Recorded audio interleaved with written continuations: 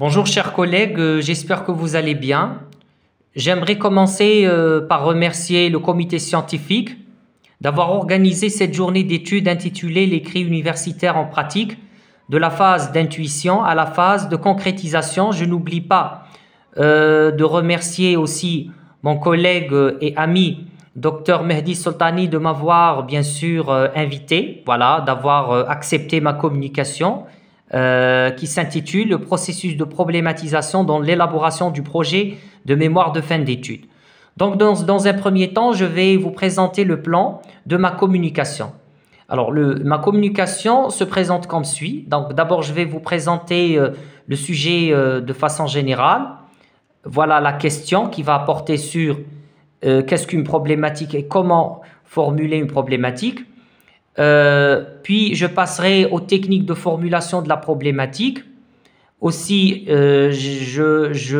j'évoquerai bien sûr pourquoi il est important de prendre en considération les travaux antérieurs avant la formulation de la problématique. Aussi, je vais aussi expliquer pourquoi pourquoi une problématique est toujours flexible. Donc, on ne peut pas dès le début dire nous avons formulé une problématique. Donc, on peut après, bien sûr, la modifier. Et je terminerai par une conclusion et la présentation des références bibliographiques. Alors, comme l'exige tout travail scientifique, un mémoire de fin d'études doit répondre à une problématique. En répondant à celle-ci, le chercheur aura colmaté une brèche dans la connaissance. Donc notre communication se veut une réflexion méthodologique à propos du processus de construction de la problématique dans un mémoire de fin d'études. Donc à travers le mémoire, l'étudiant sera appelé à colmater une brèche dans la connaissance. Alors, on ne peut pas colmater une brèche dans la connaissance sans déjà passer par l'identification d'un problème et aussi tout un protocole méthodologique pour répondre à celui-ci. Alors, la question de recherche, quelles sont les étapes méthodologiques inhérentes à la formulation de la problématique dans un mémoire de fin d'études? Donc, il faudrait savoir qu'une problématique, que la formulation de la problématique ou d'une problématique requiert bien sûr des outils méthodologiques. Donc, nous allons essayer de les expliquer. Mais avant, il faut définir ce qu'est une problématique. Alors, la problématique est un ensemble de questions à propos d'un phénomène, un problème observé par exemple. Chaque problème représente un trou dans la connaissance. Autrement dit, il s'agit de l'écart qui existe entre ce que nous savons et ce que nous voudrions savoir. Alors, on ne peut problématiser qu'en ayant pris conscience des travaux précédents, c'est-à-dire qu'il faudrait bien lire, voilà, cerner le problème qui pourrait être un phénomène, qui pourrait être un obstacle, qui pourrait être, si vous voulez, un dysfonctionnement. Tout dépend bien sûr de la spécialité, de la nature du domaine. Et puis, une fois nous avons cerné le problème, il faut passer à la littérature, c'est-à-dire à la lecture des travaux qui sont en lien avec le sujet, pour pouvoir trouver des éléments qui nous indiqueront, des éléments susceptibles de nous éclairer, voilà, la situation, et de ne pas, bien sûr, reprendre des sentiers battus, voilà, pour être plus ou moins original dans la recherche.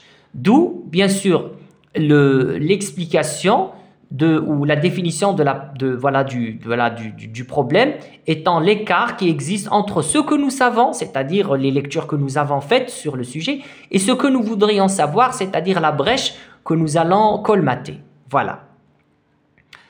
Une problématique contient plusieurs problèmes de recherche. Un problème de recherche peut être défini comme étant l'écart qui existe entre ce que nous savons et ce que nous voudrions savoir à propos d'un phénomène donné. La définition est donnée par Raymond et bien sûr Yvan Perrier. Chaque problème de recherche peut générer plusieurs questions de recherche. Donc une problématique est un ensemble de problèmes. Alors chaque problème découle d'une, si vous voulez, chaque question découle d'un problème. Alors problématique génère des problèmes et les problèmes donnent naissance à des questions de recherche.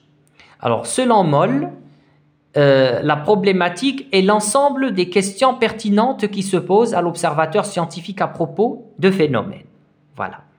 Alors, formulation de la problématique. Alors, au niveau des techniques, les techniques de formulation d'une problématique, alors une problématique ne commence jamais par un mot de question ou un adverbe de question qui accepte une réponse par oui ou non. Est-ce que, je ne pourrais pas dire par exemple, est-ce que l'audiovisuel pourrait aider à l'amélioration de la compétence orale chez les apprenants de tel ou tel niveau? Donc il faudrait dire par exemple dans quelle mesure l'audiovisuel pourrait être un support didactique ou pédagogique, un support didactique ou pédagogique qui pourrait aider les apprenants à améliorer leurs compétences à l'oral. Donc, on formule dans quelle mesure, à quel point, voilà. Un aspect complexifié. Alors, en lisant la problématique, on comprend qu'il y a quand même des éléments qui sont imbriqués, des éléments qui sont imbriqués, un aspect complexifié, c'est-à-dire on pourrait avoir plusieurs questions dans une même problématique. Une forme interrogative de préférence. Alors, une problématique peut être formulée soit indirectement dans un paragraphe, comme elle pourrait être formulée, bien sûr, dans une forme de phrase interrogative. De préférence, il faudrait qu'elle soit achevée par un point d'interrogation pour être explicite. Elle comporte des variables, les variables dépendantes et indépendantes, c'est-à-dire ce qu'on veut mesurer, ce qu'on veut introduire pour, bien sûr, améliorer une situation si on est dans le domaine de la didactique. Alors, une problématique peut générer plusieurs sous-questions ou plusieurs questions. Voilà. Avant de formuler une problématique, l'étudiant devra s'enquérir des travaux de ses prédécesseurs, c'est-à-dire les travaux précédents. Alors, il faut faire une lecture pour avoir ce qu'on appelle un état de l'art. Alors, pour cela, justement, on se pose la question pourquoi. Alors, non seulement pour avoir une idée sur le sujet sur lequel on travaille, mais aussi, on va chercher si la problématique n'a pas été entretenue déjà par des gens et ils ont apporté leur contribution. Et aussi, on va se positionner par rapport à la théorie dans l'étape de la discussion des résultats. Voilà. Donc, la lecture est très importante dans la formulation de la problématique en ce qu'elle nous permet d'éviter les sentiers battus. Voilà. Si c'est une question à laquelle on a déjà répondu, donc il serait inutile de reprendre déjà ce qui a été dit au préalable. Voilà.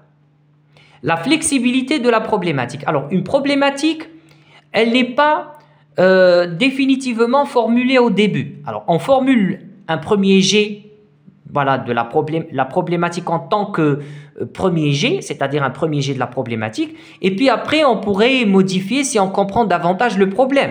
Parce que le problème, au début, il n'est pas très clair. Voilà, il n'est pas très clair. Il est observé, mais il n'est pas très clair. Aux yeux, au regard du chercheur. Donc, plus on observe le problème, plus on fait des lectures, mieux, on formule une problématique.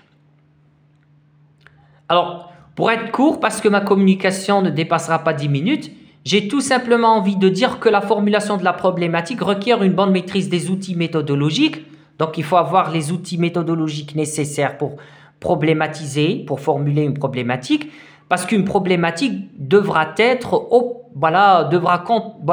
comporter des variables mesurables et après, elle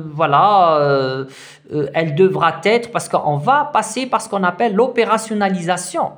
Alors, une problématique devra contenir des éléments susceptibles d'être vérifiés ou d'être opérationnalisés. Voilà. Ainsi, la compréhension du phénomène observé permet au chercheur de bien formuler sa problématique.